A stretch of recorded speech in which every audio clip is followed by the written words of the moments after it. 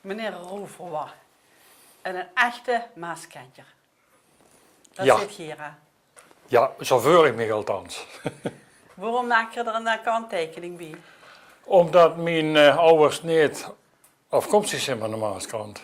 Maar hier wel, hier zit hij Ik wel, ik ben in Elsen geboren en getogen en nooit meer weggegaan. nooit meer weggegaan. Ja. Wanneer zit je geboren? 3 september 28. Dat is al een tijdje geleden. hè? Ja, een tijdje geleden, ja. En ja, dat er, wij worden pap, wij worden mom. Mijn vader dat is in 1898 geboren in Bergen ter Vliet. Mijn moeder in 1894 in Oud-Valkenberg. Hij is in 1922 is er aangesteld als gemeenteveldwachter in Elsen. Toen waren we getrouwd natuurlijk. Hadden we inmiddels al 2 kinderen, een dochter en een zoon. En toen is er veldwachter geworden in Elsen. En daar is ze gebleven tot 1949. En toen is ze gepensioneerd. En wordt hier de zoon? En nee, de zoon dat was ik niet. Ik kom 10 jaar na mijn broer kom ik aangehuppeld. Mijn zuster was dus 14 jaar weer geboren worden. Dus ik heb altijd tussen volwassenen geleefd. Overigens was het voor mij een beetje een voordeel dat mijn zuster de oudste was, want dat was mijn tweede moeder uiteraard. Je hebt van alles een tweede, hè? Want vrouwen eigenlijk bij jeugdtoes die opnamen willen maken, want Ja. de vrouw niet lekker wordt. Ging Ja. dat niet? Dan zit je naar het tweede huis uitgeweken, zeg je, dat is hier. Ja, het museum is mijn tweede huis, ja. Ik heb dus, wie ik met pensioen ging, toen heb ik de mogelijkheid gekregen om in het bestuur te komen van het museum. En toen heeft men mij de vrijheid gegeven om van de verzameling die er was, van prachtige stukken, ook overbodige stukken, heb ik het museum kunnen omvormen tot wat het nu is. Maar laten we het museum nog even liggen, want Ja. dat wordt je al gepensioneerd. Ik Ja, ben ja, dat eigenlijk was al zoveel jaar later. terug naar vroeger. Terug naar vroeger, ja. Want je ziet eigenlijk van voor de oorlog, hè? Ja, een hele tour voor de oorlog, ja. En je hebt nog metgemaakt dat hij het kanaal gegraven is in Elsen. Ook dat heb ik meegemaakt, ja. En ook heb ik meegemaakt wie de eerste weg geasfalteerd wordt Oh, in nou. Elsen. Ja. En zo'n kanaal graven, hou dat nu op u als kleine jong nog invloed? Heb je er veel van metgekregen? Ja, ik heb daar heel veel van metgekregen. Omdat ik zat hier op de bewaarschool nog in die jaren. En dat zag ik dus überhaupt niet zitten. Je zorgt de bewaarschool al niet zitten. Die zag ik niet zitten, nee. Want ik praatte nergens in geen bankje. Ik was dus een maat groter als allemaal die anderen. En ik waarde die treintjes rijden hier, hè, vlakbij. En dat toeten van die fluiten. Nou, dat was voor mij was het dus een kwestie van onder de poort door en wegwezen. Dus ik ben regelmatig, hebben ze me een kanaal moeten opvissen. Opvissen? Ja, dan word ik hier aan en dan sting ik aan de brug, overal waar het was. Dan ging ik kijken. Ah ja, maar die treintjes, dat waren dus die de spullen rondgebracht. Ja, die met een drek voeren, dat ze aanvoeren en alles dus. En daarvoor dacht ik van hier op een gegeven moment, dus dat was een hoop. Wordt de ganse dag wordt kabaal, hè. Ik kan me voorstellen dat dat spannender wordt Als die school. Voor mij althans wel. Anderen hebben dat nooit gedaan, denk ik, maar ik wel. Maar toen Ja. moest je natuurlijk naar de grote school en dan Ja. kent ze niet meer spelen, hè? Nee, en dat ging dus echt niet meer door. Maar ja, toen was het kanaal ook. Inmiddels was het net klaar. Want ik zat in de eerste klas wie het kanaal geopend is. Over dus hier met de ganse school over een kanaal gestangen en dan kwam de boot langs met de koningin. Aha. En er waren weken van tevoren over gekald in de school, dus dat was voor ons uitermate spannend. En toen moest je zingen en met Ah flesjes. ja, nee, dat was allemaal te duur. Het was crisistijd, hè. Ja. Vrouwen geen vleesjes. Dat klopt. Vrouwen geen Jezus. vleesjes. Nee, dat was niks van vleesjes uit. Nee, gewoon op de school en wuiven moesten we. Ah ja. Ja, de crisis van toen en de crisis van nu is dat gaat vergelijkbaar. Ja, in zekere zin wel natuurlijk, hè. Vrouwen de werkeloosheid, enorme werkeloosheid. En omdat ik dus op het gemeentehuis woonde, hè, dus voor het gemeentehuis daar ben ik geboren en geboren heb ik 26 jaar gewoond tot ik ging trouwen. En daar zag je dagelijks 2 keer de werklozen langskomen die dus moesten komen stempelen. Je zegt, je woonde in het gemeentehuis. Ja. Woonde je echt in het gemeentehuis? Ja, binnen. Aan de linkse kant, als je de deur staat, aan de linkse kant woonde weer. Vrouwen 3 slaapkamers boven en vrouwen een kamer en een keuken en 2 achterkeukens, dus vrouwen enorm veel ruimte. En een mooie tuin, alles erbij. Aha. Hadden we allemaal, ja. En de man had dan de ogertaken nog? Ja, de man die deed dus in de beginjaren had ze dus nog gepotst staan. En later is er een potsvrouw gekomen. Maar ze deed ook dus in de winter de kachelen aanmaken. Oh ja, dat kan men zich nu niet meer voorstellen. Hè? Maar toen waren die eerder kamer en een paar te kachelen. Ja, dat waren dus de kamer van de burgemeester, de kamer van de ambtenaar van de burgerlijke stand en de zaal. Dat waren dus 3 grote kachelen. En aangezien ik dus Ger vuurtjes stook, dan zag de vader, dan kind ook de kachelen aanmaken. Dus ik voer uitverkoren, al tamelijk jong, om 's winters, 's morgens vroeg om 6:30 op te staan en die kachelen te stoken. Ja. Ja, goed, daar hou ik geen probleem mee, want inderdaad, vuurtjes stoken, dat was een van mijn hobby's in mijn jonge jaren. Maar je zegt juist, de vader zag, toen kent dat. Had je een strenge vader, wordt hij veldwachter? Dat was als veldwachter streng, maar dat was heel streng voor mij. Maar het schijnt nodig geweest te zijn. Ja, kent ze natuurlijk gewoon niet maken als veldwachter. Hè? Dat ze de angeren op de vingeren tikt, dus ze gaat niet En, maken. En en de eigen zoon, hij is daarbij, ja, dat ging niet.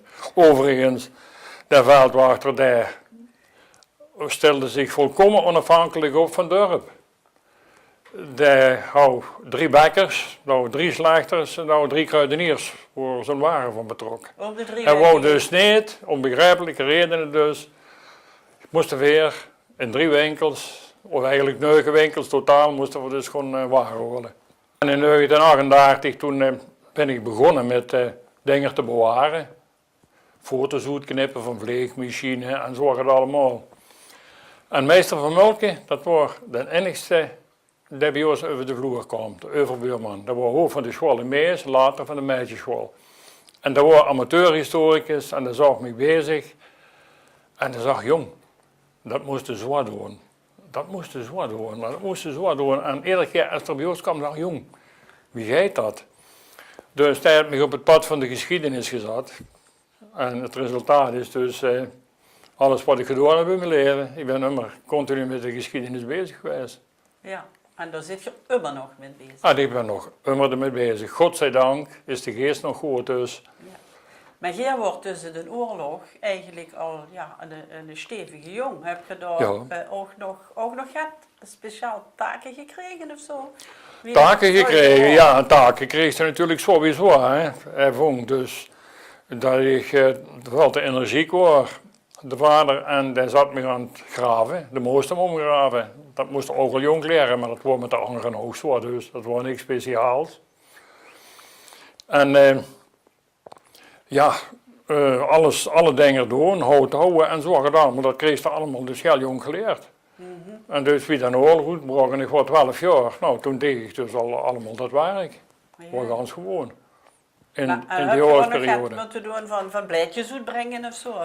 Och ja, maar dat is alweer een stuk later. En het begin van de oorlog toen waren dat nog allemaal niet. Hè. En toen kregen we gewoon nog fatsoenlijk te eten, dat ging allemaal maar later. Alles minder, alles wordt slechter.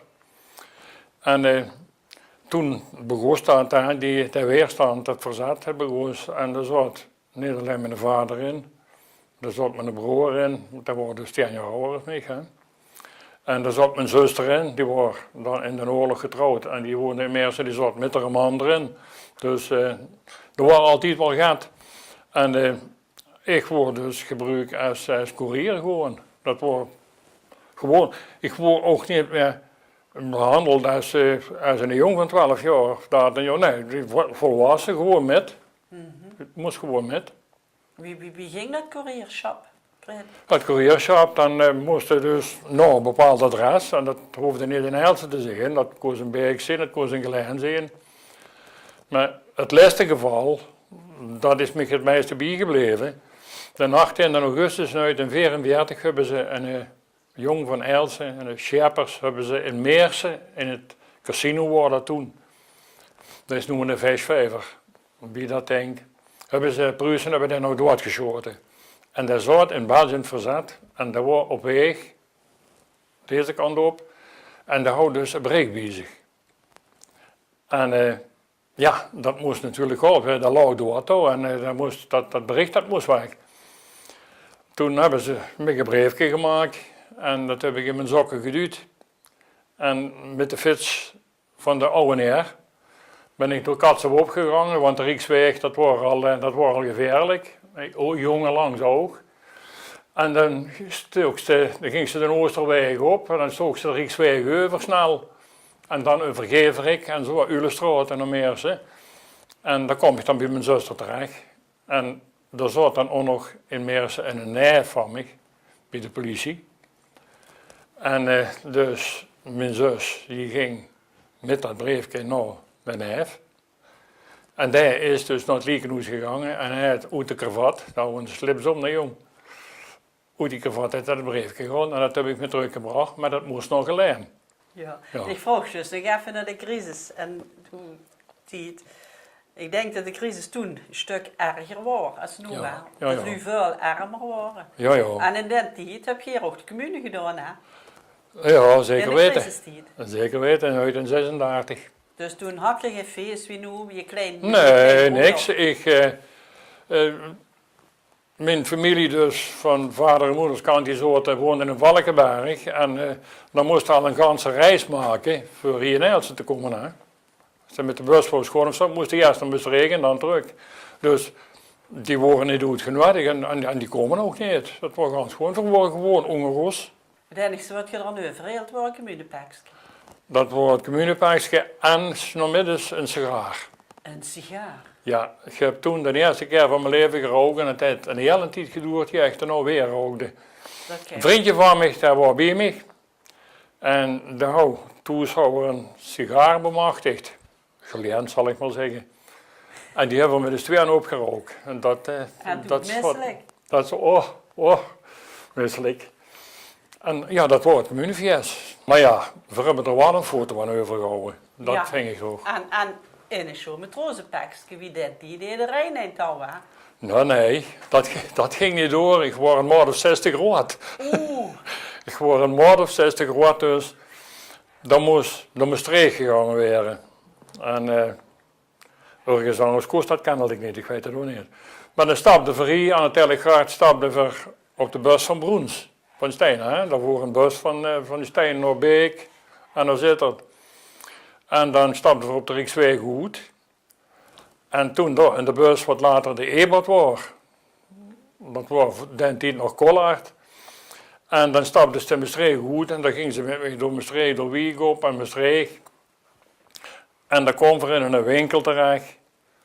Jezus, er was muziek. Er speelde muziek. 1936 waren er niet veel radio's. En zo waren veel oude in ieder geval geen. Toen is ze met mij de weg weer afgegaan, een stukje Maastricht.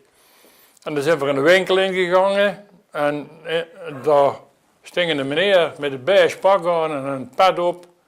Jezus nog. En dat duwde hem een knop en dan ging een deur open, ging weer in. En dan ging we morgen met die meneer samen. Voor mij was het een gebeurtenis van heb ik jou daar. Hè? Ik heb dat dus nooit vergeten, dus dat kan ik het ook niet vertellen. Niet. Een lift. Het was een lift. Dat wist een lift, maar dan hier op het dorp, lift. Dat woord kende ze nog aan niet. Het was een lift.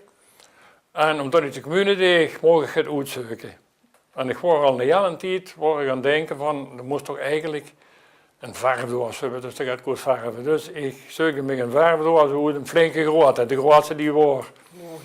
En het was crisis. Dus het was maar een ganz klein met 12 kleurtjes in. Dus het was een teleurstelling, maar ja, ik hou in ieder geval eind.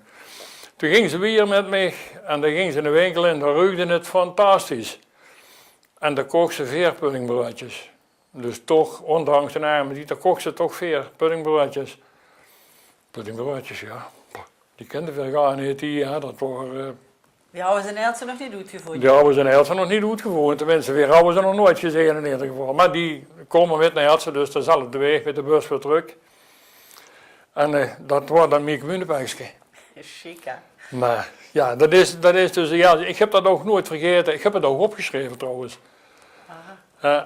Dat ze in de kerk in de zin, wie zo uit de werk gingen, hè, was de moest doen. En waarom gingen we met de bus? Ja. De bus voor twee dubbeltjes. Dat kostte, ja, aan de stage. Hè.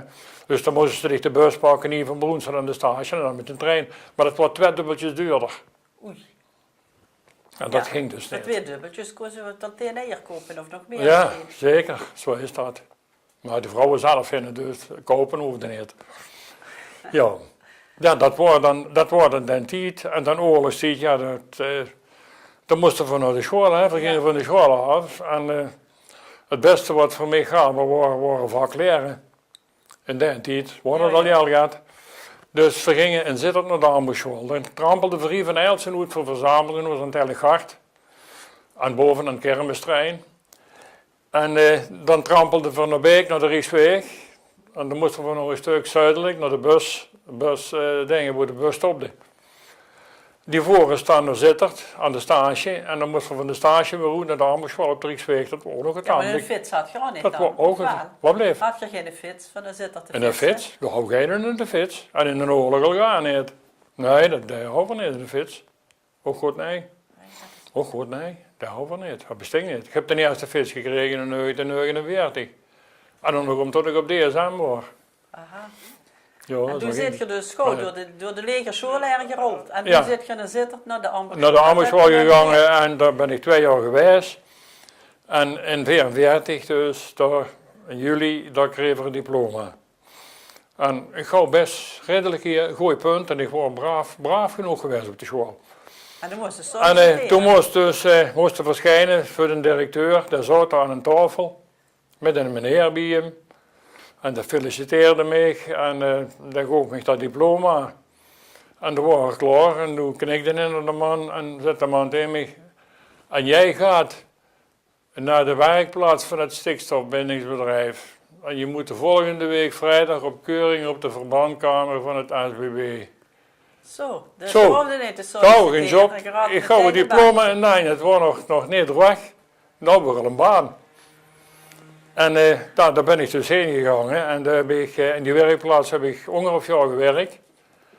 Heb daarna op de vakschool gezeten. Hè. Dus direct ging ze naar de vakschool. Van de Koelee. Van de Koeloed, ja. En die heb ik gedaan. Maar ik heb ook tegelijkertijd heb ik gedaan de cursus voorbereiding voor de MTS, wat nu HTS is, voor de MTS. Dat heb ik gelijk gedaan, dus 2 opleidingen in één keer. Maar ja, en dan houden ze mij dus gevonden. Op het ASBB hebben ze mij opgepakt, uit de werkplaats weggehaald. En toen hebben ze mij naar de tekenkamer geschikt, dus daar ben ik heen gegaan. En daar heb ik het vak geleerd. En daar zit je ook gebleven. Dat. En daar ben ik ook gebleven, ja. Ja, want ondertussen, niet ondertussen, in de tijd ongeveer, heb je ook de vrouw leren kennen. Hè? Wie ging dat vroeger zo de vrouw leren kennen? Dat was geen disco's. Geen disco. Vrouwen sowieso al hier in Elsen van mijn vader uit de beperking. Cafés waren not doen, dus daar ging ze niet in. Trouwens, een meisje uit het dorp, dat was ook minder gewenst. Hij zag nog niet direct van dat mag niet, maar het was minder gewenst. Dus als ik dan nog even op die meisjes terugkom, we zijn alle 3 buiten het dorp getrouwd. Vanwege dat pap voor je als veldwachter mocht. Ja, dan leed ze dat hier een klein beetje liggen daar. En we mochten dan alleen met de kermis, dan mochten we naar een café, anders niet. Ja. En uit Porendijlse wordt de kermis en hoe ging je nog meer naar de kermis? Ja, in Gehuil, natuurlijk in een beek en een bun, ja, een bun, dat was het. Hè. Oh. En daar heb ik mijn vrouw leren kennen. Daar heb je de vrouw leren kennen. En dat is ook weer een tijdje geleden. Ja, dat is heel een tijdje geleden, want we zijn bekend zijn in 60 jaar getrouwd dus. Alsjeblieft. Ja. En heb je ook een paar kindertjes gekregen? 2 kinderen gekregen, een zoon en een dochter, ja. Rijkeluis wens, hè? Rijkeluis wens, ja. Ja. Je had ook nog een paar hobby's en die heb je nog gelukkig, hè? Hobby's, ja, de hobby was dus de geschiedenis en de natuur. Ja, jouw Lego was er nog niet. Vrouwen niks, voor de oorlog in de crisistijd Dan kostte het een taaier zetten ze vol als de woos. En een sneeuwbrood zo dik als de woos. Dan komen op zijn best een appelsine en gedapeneutjes en nog het van dat spul in. Oh, met En een paar zelf gestrikte sokken. En dan wordt het klaar. Ja. Speelgoed, dat wordt een Maar tijd je speelde het die wel. Nee, speelgoed nee, maar spelen in ieder geval wel. Dat dacht ik toch. Voor duizenden en één spelletjes. Duizenden en één Nee, maar spelletjes. een paar, geen 1000. Maar Nee, een nee. paar, wat Maar ja, erbij. wat worden er een paar natuurlijk, poepversteken, dat begoos, maar dat wordt al gauw. Gaat voor jongens toch, nee, dat even niet. Huven, rijpen, op zijn tijd, Oh, ja. een kattenpul maken, wat niet mocht, cheten. En dan over dus ruig, jonge speeltjes. Kauwen noemde voor dat deed dikker pien. Dan houst een knuppel bij nodig, nee, een sterk en een flinke knuppel. En ja, zo wordt En er wat dan ook. is dat met die knuppel? Zet me mee. Nou, dat is een speeltje. Als ze nu met 7 man was, dan maakten ze 6 kuiltjes aan het middeneind. En dan hadden ze dus een balkje zelf gemaakt van een gezet of ze gaat. En dan wordt uitgeteld. En ene, dan moest dan proberen, door dat cirkelen van die 6 koelen, die een meter van dat middenkuiltje waren, met dat stak dat balkje in dat kuiltje kregen. En dan kost ze dus drukzoet halen. En dan kost door of ze hees. En dan, als er een bondgenotenhuis in het gezelschap, dat was natuurlijk dikker, daar ging dan uit zijn kuiltje. En dan sprong men een andere erin, of niet, en sprong er erin dat er aan was. En dan wordt het tijd. En komt ze met 2 knuppelen tegelijk in een kuiltje terecht, dan wordt het kampen. Oh, jee. En dat kampen, dat ging dus, dat iedereen daarmee die 2 die in dat kuiltje stingen, dus met dat stek, op iedere stek zo wacht mogelijk boven en een slag moest houden. Zij je het vergaan gaan En, doen. ja, het waren ruig speeltjes dus. En de eerste, de knuppel liet vallen, die moest eruit hebben, maar dat was een draan, dat was heel ruig. Ja. Ja, ja. En zwemmen en zo gaat deed je dat ook? Uiteraard Ja. deed we dat. Wie de baas natuurlijk. En aan de Maas, daar was het ook voor, hè. Daar kwam de politie niet gauw, hè. Dat mocht eigenlijk niet, hè. Maar ja, het kanaal was natuurlijk aantrekkelijk. Dus dat deden we toch. En ik zal het nooit vergeten, eindelijk keer wie oud was, een jaar of 13 denk ik. Lag ik midden in het kanaal te water trappen en er kwam er nou een heer langs. Oei. Hoe En duur dat- ging niet. En hij keek, maar hij deed niks en hij zag niks. Maar ik dorst wel niet even te horen. Ik denk, dat gaat fout. En het ging natuurlijk ook fout.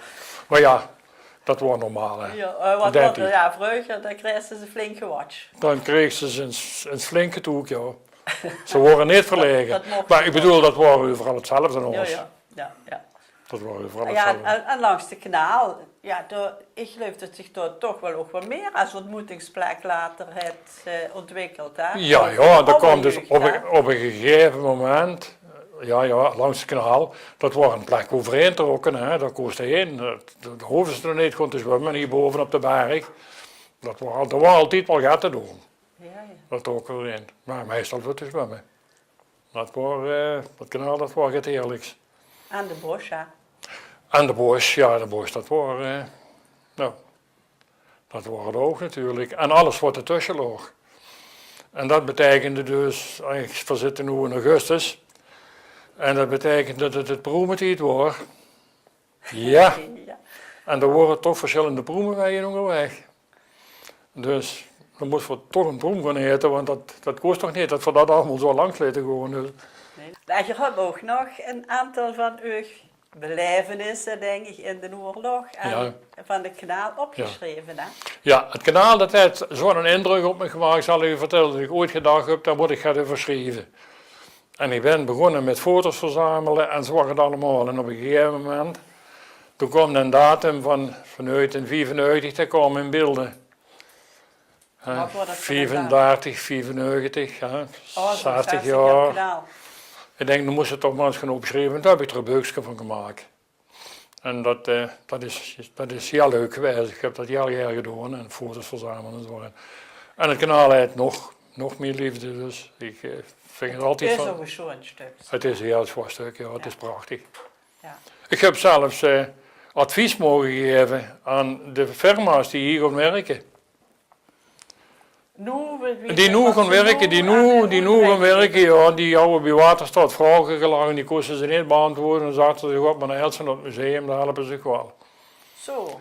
Ja, dus ik heb een paar firma's op bezoek gehad en, Dus en ik heb die dus best een hoop aardige informatie kunnen geven. Want ik heb onbezoldigd adviseur van Rijkswaterstaat. Ja, nou hoe is dat museum met de €100 aan overgehouden en een fles wien, dus dat is.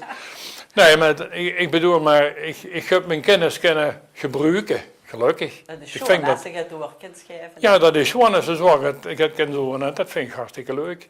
En zo is dat met die oorlogsgeschiedenis ook. Dat heeft me ogen aangegrepen. Ik ben dus dankzij meester van Mulken dus immer gewoon dingen bewaren en verzamelen. Ik doe het nog. Als ik nog het tegenkom wat ik leuk vind, dan neem ik dat nog met. Ja, want het is wat de jeugd van vandaag, die weet kaum nog.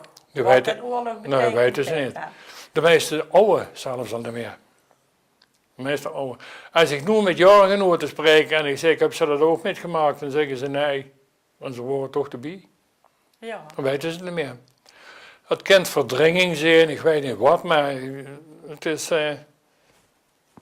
het is gewoon vergeten. En ik heb de dingen opgeschreven. Dus ik heb er ogenbeukjes over geschreven, over Elsen en oorlog. Maar ik ben nog bezig, ik adviseer nog immer.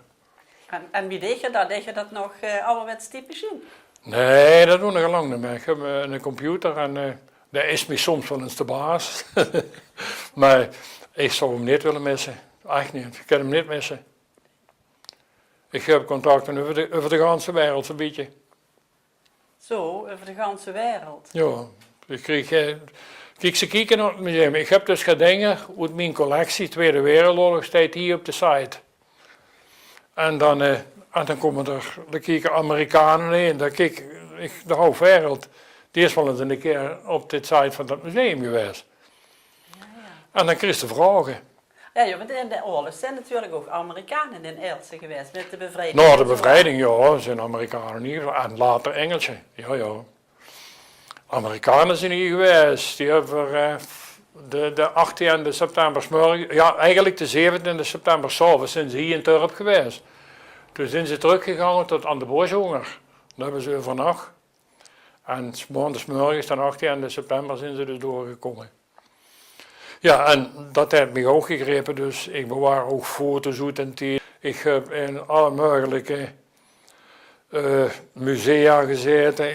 Ik heb van alles gedaan. Heb je een groot huis nodig voor dat allemaal te bewaren? Nou, het bewaart zich gemakkelijk en omdat ik niet een heel groot huis heb, ben ik dus heel zuinig met mijn plaats. En kan ik nog alles onderbrengen. Maar in principe is het nu al eigendom van het museum, want ik heb alles aan het museum geschonken. Ja, en dan kreeg je dus, dan kreeg je contacten overal. Er komen ook vragen, een tijdje geleden van een Engelsman. Daar hebben een paar foto's gevonden. Er sting Alslewoop en dan zeg ik Alslewoop, ja, dan zeg ik Alslewoop. En dan komen die foto's bij mij terug en dan weet ik hoe dat vergeet. Jongen. En het is ook nog geweest wie al die militairen, die Amerikanen, die Engelsen die hier rond hebben, die hebben ook die nog wel gaat hun zoon achtergelaten. En daar heb je ook nog een taak in gehad. Daar heb ik dus ook een taak in gehad. Er is dus een periode, 2 periodes zijn er geweest. Dat mijn vaders gezocht wordt. Een jaar of 30 geleden zo gaat. Toen is een periode geweest. En nu een jaar of, wat we zeggen, een jaar of 2, 3 geleden is het minder geworden. Tot een jaar of 10 geleden. Dus dat ken je, die tijd, dus door een van die bevrijders destijds. Voor wijkwoorden of zo, ja, die hun vader zoeken. Ja, en dan ga je ze zoeken. Welke eenheid wordt dat en wanneer worden die hier en worden er nog meer hier, kan het er meer geweest zijn. En dat geeft ze dan allemaal uit zoeken. En uiteindelijk dan vingst ze de eenheid toch, die vingsten.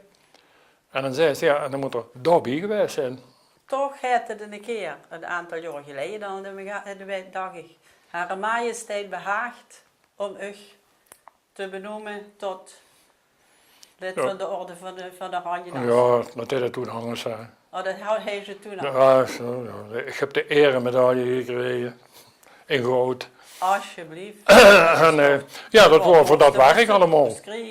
Dat was voor dat werk allemaal. Ik heb dus een vrijkoorten die beurtjes geschreven. Ik ben met die historie bezig, ik ben met het museum bezig. Ja, Ik heb er wel een optieding gestoken. En 40 jaar bij DSM. En 44. 44. 44 jaar bij de baas gewerkt. Tot verdorie. Ja, ja. Dat moet ze nog van zijn nadoen. En begos met 24 cent per uur. Per uur. Ja. Oh, dat is zo'n 24 centen worden dat in de tijd in de oorlog en direct nog. Ja, ja. En die wordt in een fijn papieren tuutje en één keer in de week goed betaald. Die worden, nee, in het toegeplakt uurtje. Die kreeg ze aan nee, de die balie, dan moest ze naar de balie gewoon. moesten nog tellen. Dan moest ze naar de balie gewoon, stinkt ze in een rieven, heb ik jou en dan kreeg ze zoet geteld. En ik weet dat mijn broer zelf, die zag jong, zag ze, gonkie centen, maar niet iedere week kolen, doe dat maar één keer in de maand.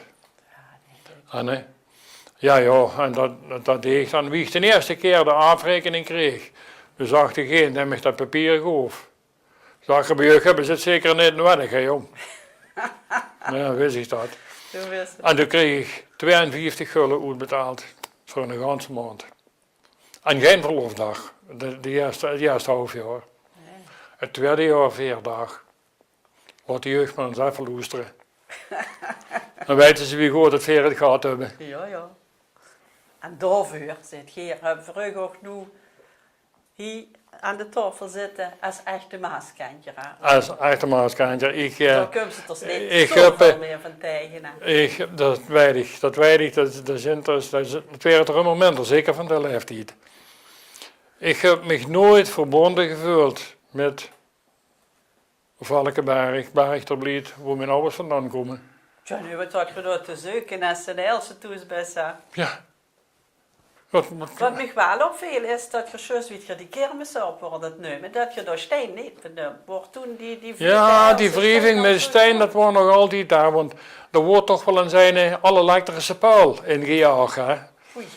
En daar sting het er toen om de 20, 25 meter. Hè. Dus ja, steen, daar ging het er wel op haar. Maar veer houden dus hier in Turp, die club die hier zo, nee, vertrokken naar Geul, naar Beek en naar Buin. En nee, toch deden ze te maken? En naar Koorten, hè. Naar Koorten, nog een keer, hè. Oh jee. Ja. Maar dat was ook gevaarlijk, hè. Ja. Ja, gevaarlijk? Ja, maar veel dansen al, hè. Ik ga wel een pasje dansen geleerd in de oorlog, dus. Zo. Wie tijd Daalmans in de winkel, dat waren de Schuster, hè, in Turp. En daar niks meer te verkopen. En daar een paar dochters, die gaat alle oren het mee. En die gingen dansen leren en vrouwen dat geleerd, maar overal meedoen. Ja, je mocht er voor meedoen, dus die gingen dansen leren. Aha. Als er maar de eerste man op het veer wordt, dan houdt de kans dat het goed overleefd is. Maar de laatste man, die kreeg meestal slecht. Ja, maar u kwam ze toch zo gauw niet vanwege de lengte nu gaan. Ja, maar die worden altijd met meer mannen, dan moest je uitkijken. Ah, zo. Dat was altijd, dat was toch... En die bleef echt niet zo hoor, als die anderen gingen, ging ik ook. Ik hoefde dan altijd uit te hangen. Nee, terecht. En nu, dat zit je toch al 85, maar je zit nog altijd heel actief hier in dat museum. Ja. En dat wilt je nog even volhouden ook? Ik hoop dat de heer me nooit ietsje niet leert, want ik vind het heerlijk om te doen. Ook trouwens die geschiedenis, die oorlogsgeschiedenis. Ik ben nummer bezig, ik ben nu een beetje mijn streek aan het helpen. Hij had een geweldige fotocollectie en hij wilde boek maken, of daar is er mee bezig. En dan moet er een tekst bij hebben. Dat klopt, dat goed is. En daar is bij mij terechtgekomen. Je hebt me ook een keer verteld over een Zeppelin, zo'n grote sigaar die door de lucht zweefde. Ja, dat is eigenlijk het eerste wat ik heel bewust heb metgemaakt. En ik heb nog een denk heel bewust metgemaakt, dat was de eerste foto die van me gemaakt is. Wie oud wordt je toen? 2,5 jaar. En dat is mijn Bibel van hangen. Want toen zijn ze met mij naar de kapper geweest. En dat stinkt me al niet aan. En dan naar de fotograaf. En dan moest je gewoon naar het veugeltje kijken. En dan moest ik gewoon naar het veugeltje kijken. En ik hou gar niks met veugeltjes dus. Ja, toen nog niet, later wel. Dan was dat nog zo'n kwiebestel, zo'n zwarte... Ja, het was een mevrouw die gewoon dat ding zat, ja. Och god, dat was een sensatie. Ja, dat was de eerste. En de Zeppelin, dat is in 32, is dat was ik 4 jaar dus. Dat is beeld. Als ik mijn ogen toe doe, dan zie ik hem meer. Dan kun je er langs. Dan was de graaf Zeppelin, dat was de grootste Zeppelin van de wereld. Die maakte toen, en dat heb ik later goed gezocht, die maakte een vlucht van de Bodensee, waar ze een basis zou. Over München en nog een paar steden. En over Kullen. En dan draaide hij en dan ging hij naar Brussel. En van Brussel naar Londen. En daar hadden we business in Londen. Daar moesten we van alles gaan doen. Dus. En die lijn, die van Kullen naar Brussel, van die vliegvelden, die loopt precies hier links van de kerk. Dus mijn zuster wou met me wandelen aan het kanaal uiteraard, want daar wou ik altijd heen, dus die ging met me naar het kanaal. En daar kwam er een keer, een keer aan, hè, brommen. Ja, leeg vloog dat denk ik. En toen zie ik gezegd hebben, maar dat weet ik dus zelf niet meer. Dat is wel een grote sigaar. En dat waren het dus, maar het waren de Zeppelin. Ja, en als ik nu kalm met jongens van mijn leeftijd, niks, hebben ze nooit gezien, weten ze niet. Of dat geheugen van die dus anders is, of dat ik een fotografisch geheugen heb, ik weet het niet. Wie zal het zeggen? In elk geval heb Geros van je een heel schoon verhaal verteld over een schoon en lang leven. Want ik hoop dat het nog 20 jaar langer mag werden. En dan zien we ons misschien nog eens. Als we dat allebei mogen beleven. Ja, graag gedaan en ik hoop dat het goed gaat. Ja. Ja.